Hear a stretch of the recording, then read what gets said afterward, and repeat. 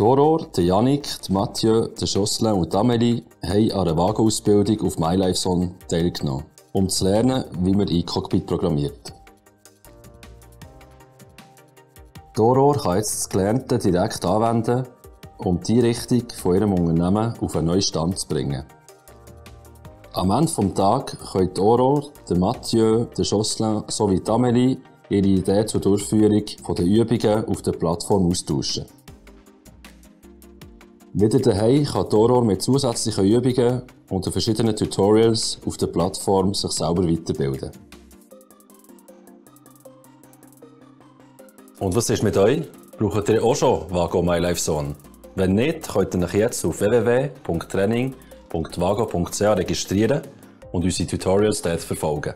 Um Zugang zu den virtuellen Maschinen und den physischen Arbeitsplätzen zu haben, könnt ihr uns einfach schreiben auf support.ch@vago.com.